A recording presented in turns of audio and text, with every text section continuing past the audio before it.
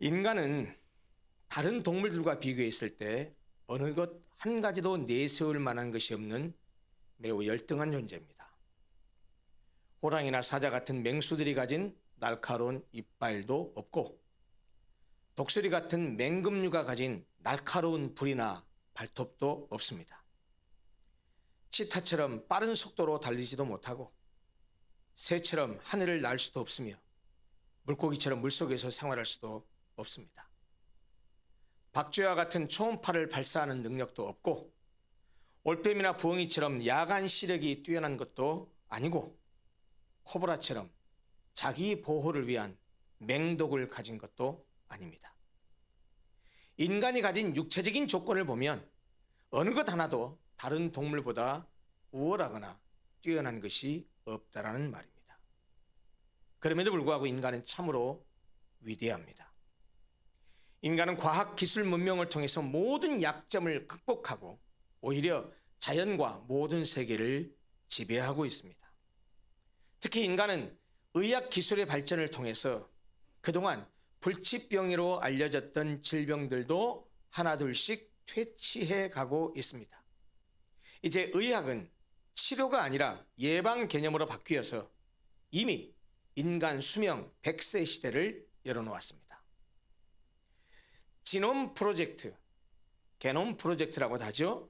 이 지놈 프로젝트의 결과로 유전자 DNA의 종류와 기능을 밝혀서 유전자 지도를 그려내고 유전자 매핑을 하고, 이렇게 알아낸 유전 정보를 통해서 각 개인별로 질병을 진단하고 난치병을 예방하고 신약을 개발하며 개인별 맞춤형 치료 등에 이용할 수 있게 됨으로써 질병 없는 인간을 꿈꿀 수 있게 되었습니다.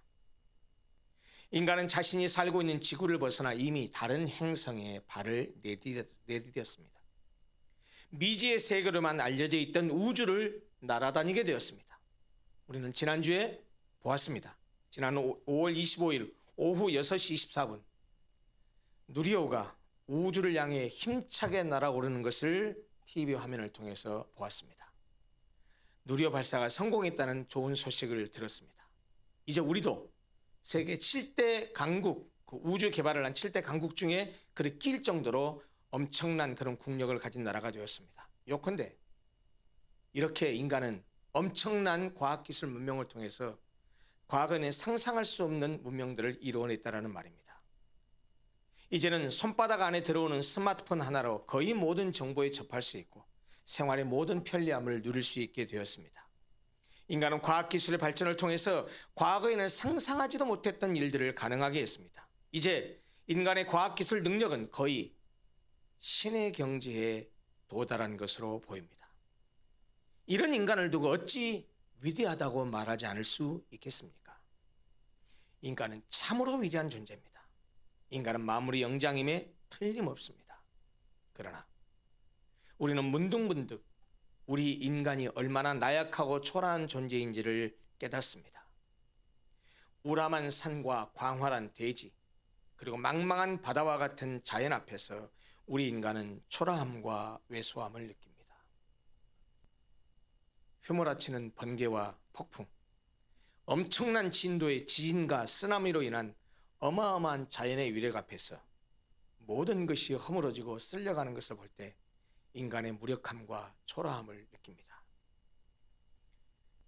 달나라를 왔다 갔다 하고 우주를 날아다니지만 지난 3년여의 코로나 팬데믹을 통해서 눈에 보이지도 않는 바이러스 하나에 인간이 힘없이 죽음으로 내몰리는 것을 보면서 우리는 우리 인간이 얼마나 약하고 유한한 존재인지를 실감했습니다. 어디 그뿐입니까? 시간은 계속해서 흘러가지만 우리는 흘러가는 그 시간 속에서 다가올 우리의 미래를 전혀 알지 못합니다. 내일 일을 알지 못한다는 말입니다. 아니, 한 치 앞의 일도 알지 못합니다. 산에 올라가서 호랑이에게 물려 죽을 줄 알았다면 누가 산에 올라가겠습니까? 몇십 년 전에 있었던 일이지만 누가 내가 가는 백화점이 무너질 줄 알았다면 그 백화점에 쇼핑하러 갔겠습니까? 누가 내가 탄 버스가 다리를 지날 때 그 다리가 무너질 줄 알았다면 누가 그 시간에 그 버스를 탔겠습니까? 우리는 언제 죽을지 모르는 인생입니다. 죽음만 그렇습니까? 되돌이켜 생각하면 세상에 태어날 때도 마찬가지였습니다. 우리는 모두 나 자신의 의지와는 아무런 상관없이 세상에 내던져졌습니다. 부모나 나라나 시대를 선택할 자유가 없었습니다. 세상에 존재하게 되는 것을 거부할 자유도 없었습니다. 물릴 수도 없고 되돌릴 수도 없는 단순히 운명처럼 받아들여야만 하는 현실입니다. 또 누구나 태어나졌기 때문에 살아가야 하는 존재입니다. 그러면서도 우리는 우리가 죽을 날을 알지도 못합니다. 흔히 하는 말처럼 세상에 올 때는 순서가 있었지만 세상을 떠날 때는 순서가 없습니다. 분명한 사실은 누구나 반드시 죽는다는 것입니다. 우리가 부정할 수 없는 명백한 사실은 세상에 태어난 우리는 고통과 수고라는 인생의 짐을 지고 가야 하고 마침내는 죽음이라는 종착역에 이를 수밖에 없다라는 사실입니다.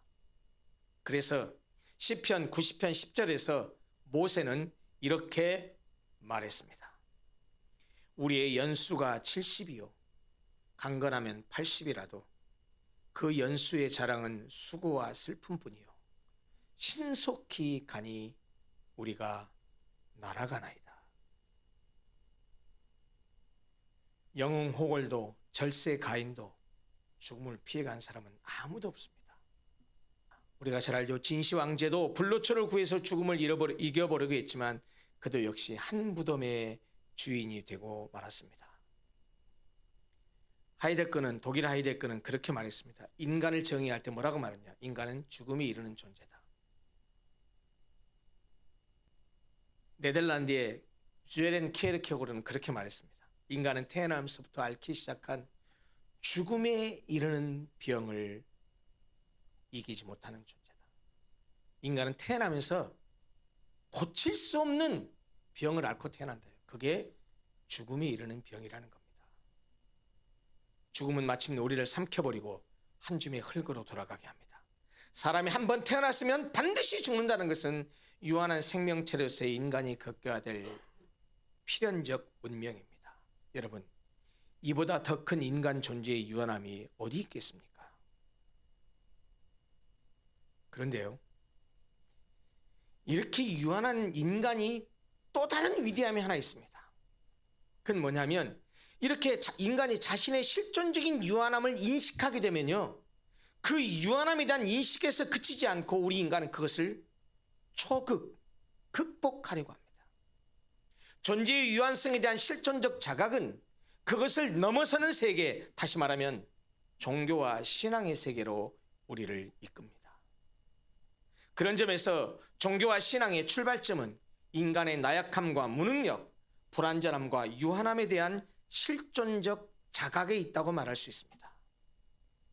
그래서 모든 종교는 바로 인간의 이 실존적 문제를 들추어내고 그에 대한 해결책을 제시합니다. 다시 말하면 유한한 인간에 대한 다이애그노시스, 진단, 그리고 그 진단된 것에 대한 프리스크립션, 처방, 이것을 제시하는 것이 모든 종교의 공통적인 패러다임입니다. 여러분, 그러므로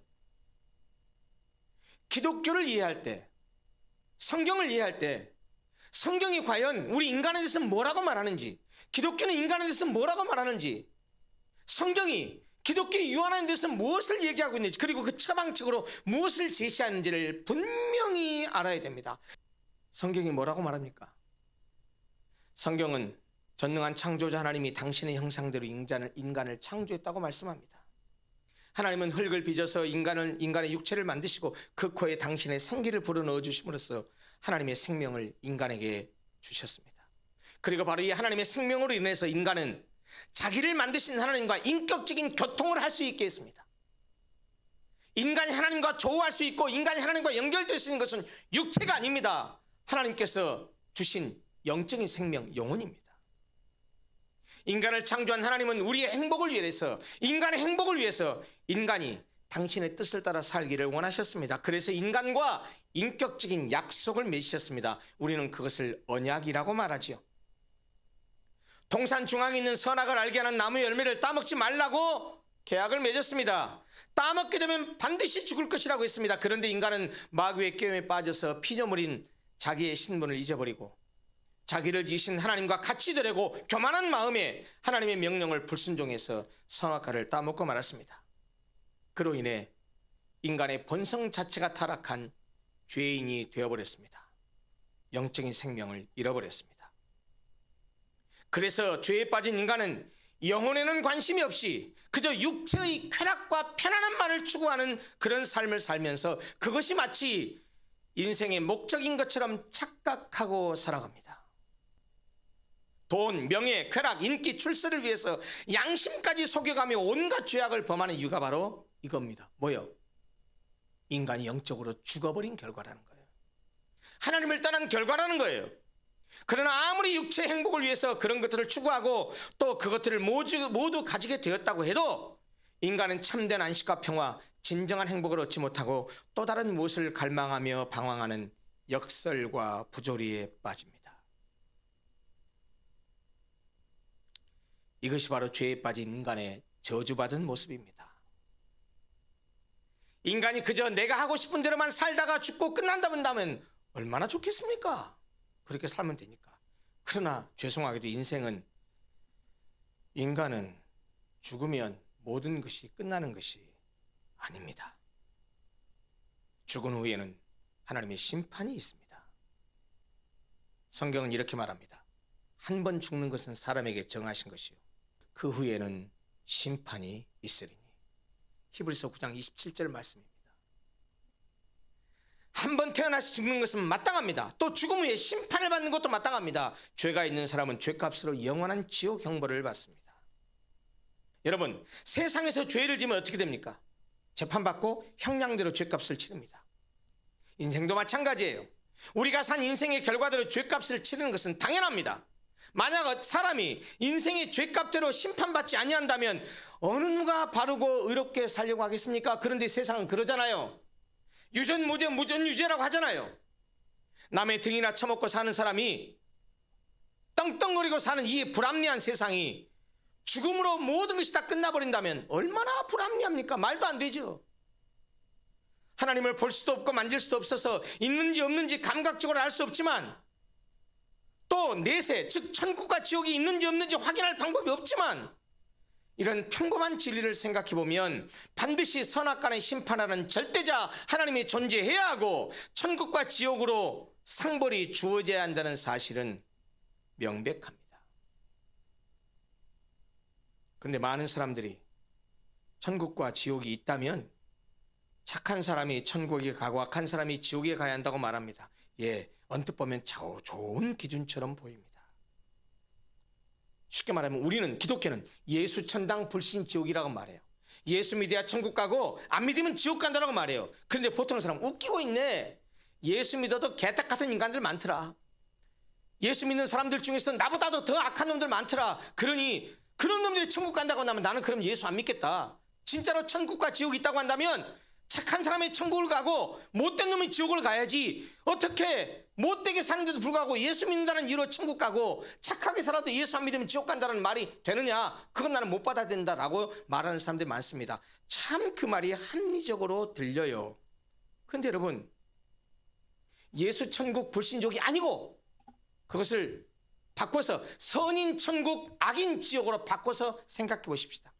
선한 사람이 천국 가고 악한 사람이 지옥 간다고 합시다. 그렇다고 칩시다. 그 기준대로 생각을 해보십시다. 제가 하나 물어볼게요. 그러면 어느 정도 착해야 천국 가고 어느 정도 악하면 지옥 갑니까? 그리고 그 판정을 누가 합니까? 천국과 지옥의 갈림길에서 어느 누가 나는 지옥에 갈 정도로 악한 사람이라고 그렇게 스스로 인정하고 지옥 갈 사람이 누가 있겠습니까? 아마도 자신보다 악한 사람을 거론하면서 그 사람은 그놈은 지옥 가야 마땅하지만 나는 그 정도 죄인은 아니야 라고 말하면서 나는 천국 갈 사람이야 이렇게 다 말할 겁니다. 그래서 여러분, 절대적 존재인 하나님이 심판해야 돼요. 그 절대적인 하나님 앞에 서게 되면 아무리 착하게 살고 아무리 선하게 살아도, 세상 말로 부처님 가운데 토막 같은 사람이라도 하나님 앞에 세우면 다 죄인입니다. 죄값으로 심판을 받아서 지옥에 갈 수밖에 없습니다. 그러므로 우리 인간은 영원한 지옥의 형벌을 피하려면 뭘 해결해야 되죠? 그놈의 죄의 문제를 해결해야 돼요. 그래서 많은 사람들은 착하고 선한 일을 해서 죄를 없애보려고 합니다. 물론 착하고 선한 일을 하는 것 좋은 일입니다. 그러나 여러분, 이미 내가 저질러버린 죄, 착하고 선한 일을 한다고 해서 없어지겠습니까? 설사 착한 일을 해서 저지른 죄를 없앨 수 있다고 하더라도 내가 이미 지어버린 그 죄를 얼마나 많은 착하고 선한 일을 해야 그 모든 죄들을 없앨 수 있을까요? 전혀 불가능한 일입니다. 우리 인간은 본질적으로 죄인이기 때문에 죄를 생산해내는 기계라고 말해도 과언이 아닙니다. 그러므로 인간은 죄를 해결할 능력도 없고 죄를 해결할 방법도 없습니다. 여러분, 이것이 성경이 말하는 인간의 실존적인 모습이에요. 여러분, 그런데 놀라운 소식이 있습니다. 왜 성경은, 기독교는 그것을 복음이라고 말합니까? 왜 그것을 복된 소식, 복스러운 소식, 기쁜 소식이라고 말합니까? 우리가 해결할 수 없는 것을 해결받게 됐다는 거예요. 내가 해결할 수 없는 것을 하나님이 해결하는 이 기쁜 소식이 있다는 거예요. 사람이 해결할 수 없는 바로 이 죄의 문제를 하나님께서 해결하시고 우리에게 구원의 길을 열어주셨다는 것입니다. 여러분, 물속에 빠진 사람은 물 밖에 있는 사람이 건져내야 돼요. 죄인을 구원하기 위해서는 죄가 없는 인간이 필요해요. 그래서 하나님께서는 당신의 하나밖에 없는 죄 없는 예수님을 이 땅에 보내셨습니다. 그리고 우리의 죄를 예수님께 담당시키셔서 우리가 받아야 할 형벌과 우리가 받아야 될 저주와 우리가 받아야 될 심판을 십자가에서 예수로 하여금 대신 받게 하여 죽게 하심으로 우리의 죄값을 대신 갚아주셨습니다. 인간이 해결할 수 없는 죄의 문제를 하나님께서 친히 해결하시고 구원의 길을 열어주셨다는 말입니다. 그리고 누구든지 예수께서 자신의 죄를 대신해서 십자가에서 피 흘려 죽어주신 것을 믿으면 그 사람에게는 영생과 구원을 주시겠다고 약속하셨습니다. 우리가 너무나 잘 아는 요한복음 3장 16절 17절 말씀, 하나님이 세상을 이처럼 사랑하사 독생자를 주셨으니 이는 그를 믿는 자마다 멸망하지 않고 영생을 얻게 하려 하심이라. 하나님이 그 아들을 세상에 보내신 것은 세상을 심판하려 하심이 아니요 그로 말미암아 세상이 구원을 받게 하려 하심이라, 이렇게 말씀합니다. 그리고 요한복음 1장 12절에서는 이렇게 말씀합니다.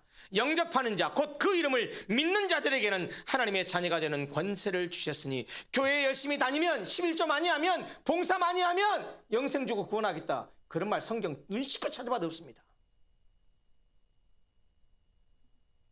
이것이 바로 죄로 인해서 저주받은 인간에게 주신 하나님의 구원의 처방책입니다. 결국 기독교 신앙의 핵심이 무엇입니까? 기독교 신앙의 핵심이 뭡니까? 예수 그리스도를 통한 죄로부터의 구원이에요. 다른 모든 것은 사이드 이펙트예요. 본질은 뭐냐? 죄로부터 해방되고 죄로부터 용서받아서 하나님의 자녀가 되는 것입니다. 따라서 자신에 대한 실존적인 인식, 즉 내가 죄인임을 깨닫고 인정하는 것, 자신이 죄인임을 깨닫고 회개하는 것, 그것이 기독교 신앙이 들어가는 출발점입니다. 첫걸음입니다. 세상의 모든 종교는 착하게 삶으로써 복받고 구원을 얻기 위한 마일리지를 쌓으러 갑니다. 내 노력으로 천국에 갈 수 있다고 가르쳐요. 그러나 기독교는 내 노력으로 천국에 갈 수 없다고 말합니다. 자기 노력과 선한 행실로 쌓는 마일리지로는 결코 구원을 얻을 수 없다고 말합니다. 내 노력이 아니라 오직 하나님께서 은혜로 구원을 베푸시고 또 하나님께서 베푸시는 그 은혜로 구원을 받을 수 있다고 말하고 그 은혜로 천국에 갈 수 있다고 말합니다. 어렸을 때 많이 불렀던, 주일학교 때 많이 부르는 찬송이 있죠. 돈을 얻어 못 가요 하나님 나라, 맘 착해도 못 가요 하나님 나라, 지식으로 못 가요. 하나님 나라 어여뻐도 못 가요. 하나님 나라 거듭나면 가는 나라. 하나님 나라 믿음으로 가는 나라. 하나님 나라. 너무 단순하고 너무 간단한 진리인데 이것을 모르고 교회를 10년 20년 다녀와야 무슨 의미가 있냐라는 거예요. 오늘 우리가 함께 읽은 이 성경을 간단히 얘기하고 오늘 설교를 마무리하려고 합니다. 우리가 함께 읽은 이 성경 본문은요, 예수님이 세무 공무원으로 일하고 있던 알페오의 아들 레위, 다른 공간복음을 보면 마태입니다. 그 마태를 제자로 부르시는 장면이에요. 나를 따르라 라는 말씀에 즉시 순종해서 마태가 예수님이 제자가 됩니다. 그런데 아마 이 마태가 예수님을 집 안으로 초청한 것 같아요. 그래서 그의 집에서 음식을 잡수시게 되었습니다. 그런데 그 자리에는 예수님과 그의 제자 그리고 마태뿐만 아니라 예수님을 따라다녔던 많은 세리와 죄인들까지도 함께했습니다. 그런데 이 장면을 지켜보던 바리새인의 서기관들이 죄인들과 함께 식사를 하신 예수님을 못마땅하게 생각했습니다. 세리는 당시에 로마 당국으로부터 세금 징수를 청구받아서 백성들의 고혈을 짜고 온갖 수탈을 일삼던 자들로서 당시의 죄인의 대명사였습니다. 세리, 창녀, 대표적인 예수님 당시의 죄인의 대명사입니다. 그런데 예수님이 그들과 친구가 돼서 음식을 함께 먹고 있는 거예요. 그래서 그들이 예수님께 직접 말 못하고 제자들에게 이렇게 말합니다. 왜 니네 선생은 세리와 죄인들과 함께 먹냐? 라고 볼멘 소리를 하면서 힐난하면서 말했습니다. 그 불만 섞인 그들의 질문을 들은 예수님께서 이렇게 그들에게 말씀하셨습니다. 건강한 자에게는 의사가 쓸데없고 병든 자에게라야 쓸데있느니라. 지당한 말씀이고 상식적인 이야기죠. 건강한 자에게는 의사가 쓸데없습니다. 의사가 필요한 사람은 병든 사람입니다. 그 다음 말이 중요합니다. 나는 의인을 부르러 온 것이 아니요 죄인을 부르러 왔노라. 나는 건강한 사람에게 필요한 존재가 아니다. 병든 자에게 필요한 의사와 같은 존재다. 예수님 의사라는 말이에요. 무슨 의사입니까? 육체의 병을 고치는 의사가 아니고 죄의 병을 고치는 의사라는 얘기입니다. 예수님 그 죄의 병으로 죽어가는 사람들을 살리기 위해서 이 땅에 오셨다는 겁니다. 그러므로 죄인인 우리에게는 반드시 예수가 필요한 거예요. 병든 자에게 의사가 필요한 것처럼. 여러분, 소크라테스가 했던 유명한 말 잘 아시죠? 너 자신을 알라. 이게 무슨 말이죠? 원래 소크라테스가 했던 이 말은요, 진리를 추구하고 깨닫기 위해서는 자신이 무식하다, 무지하다는 사실을 먼저 알아야 된다는 말이에요. 여러분, 이 말은요, 종교와 신앙에서도 마찬가지예요. 자신이 얼마나 나약하고 유한하며 불안한 존재인지를 자각하지 않고서는 절대로 절대적 존재인 하나님의 필요성을 느끼지 못합니다. 내가 병든 죄인이라는 사실을 깨닫지 못하면 참된 의사이신 예수님을 필요로 하지 않습니다. 교회를 10년, 20년, 30년 다녀도 예수는 나를 위해 복을 주는 사람으로만 생각하지 내 병을 고쳐주는 의사라고 생각하지 않습니다. 자신이 죄인임을 깨닫지 못한다면 비록 그가 기독교라는 종교 안에 들어와서 예배도 드리고 기도도 하고 찬송도 하고 집사, 권사, 장로, 목사가 됐다 할지라도 진정한 의미의 기독교 신앙에 한 발짝도 내디딘 것이 아닐지 모릅니다. 물론 기독교 신앙이 들어올 때는 매우 다양하고 다른 경로와 이유로 들어옵니다. 저처럼 집안이 예수 믿는 집안이라 자기 의지와 상관없이 교회 다니는 사람도 있어요. 어떤 사람은 친구가 전도해서 온 사람도 있어요. 어떤 사람은 아내의 그 간곡한, 남편의 간곡한 부탁에 못 이겨서 그냥 따라가 주는 것으로 온 사람도 있습니다. 예, 좋습니다. 잘하셨습니다. 어떤 형태로 어떤 경로와 이유로 교회에 오게 된지 모르지만 거기에 그대로 머무르면 안 됩니다. 성경이 말하고 있는 신앙의 본질로 들어가야 됩니다. 그렇지 않으면 왜곡된 신앙생활을 하기가 십상입니다. 참된 그리스도인, 리얼 크리스천은 자신이 죄인임을 절감할 뿐 아니라 지옥 가야 마땅할 자기의 죄를 대신해서 죽으신 예수 그리스도를 구세주로 믿는 사람입니다. 그리고 그분의 말씀에 순종해서 살아가는 사람입니다. 그게 진짜 그리스도인입니다. 진짜 그리스도인은 주일날 예배당에 가서 1시간 동안 교회 의자를 덮이며 왔다 갔다 하는 그런 일요일 교인, 썬데이 처치맨, 또는 일요일 교회에 다니는 사람, 썬데이 처치 고월, 이런 사람이 아니란 말이에요. 여러분 기억하십시오. 신앙은 과거형이 아닙니다. 철저한 현재형입니다. 예수를 믿고 신앙생활하는 것은 우리의 고장난 인격과 병든 영혼이 그리스도의 말씀으로 고침받는 과정입니다. 한마디로 신앙생활은 영어로 표현하자면 under construction입니다. 공사 중입니다. 신앙생활은 죽을 때까지 계속되는 인격 치료, 영혼 치료 공사라는 말입니다. 왜 꼭 예수여야 합니까? 왜 꼭 예수를 믿어야 합니까? 모든 인간은 죄의 병을 앓고 있으며 그 죄의 병 때문에 사망과 멸망을 향해 달려가고 있는데 오직 예수만이 그 죄의 병을 고칠 수 있는 유일한 의사이기 때문입니다. 죄가 없다면, 죄의 병을 앓고 있지 않다면 예수를 믿지 않아도 됩니다. 그러나 죄가 있다면, 죄의 병에 걸려 있다면 반드시 예수가 필요합니다. 왜 꼭 예수냐고요? 왜 꼭 예수여야 하냐고요? 인간은 죄 때문에 심판받고 멸망받을 수밖에 없는데 예수만이 그 죄인을 위해서 죽어지신 유일한 구세주이기 때문이라는 말입니다. 성경은 왜 꼭 예수여야 하는지에 대해서 이렇게 말씀합니다.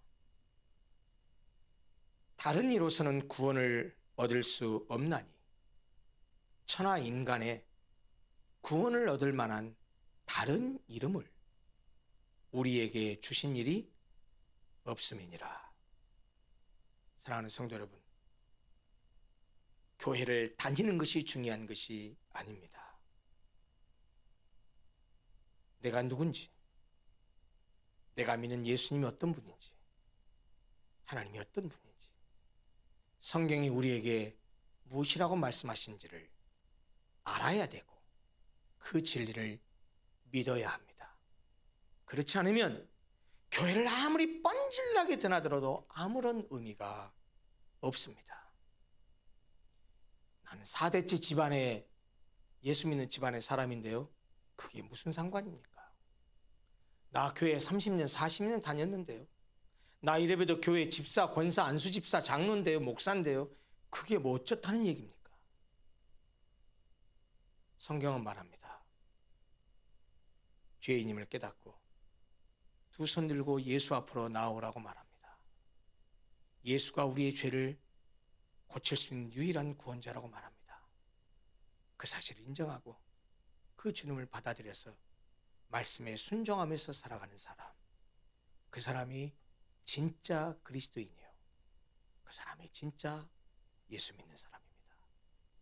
우리 진짜 예수 믿는 사람이 됩시다. 진짜 그리스도인이 되십시다. 그래서 우리 로고스 교회를 다니는 사람 중에 한 사람도, 예수와 관계없는 사람은 한 사람도 없고 예수를 통해서 저 천성길을 함께 걸어가는 모든 하나님의 백성들이 되시기를 간절히 소원합니다. 기도하겠습니다.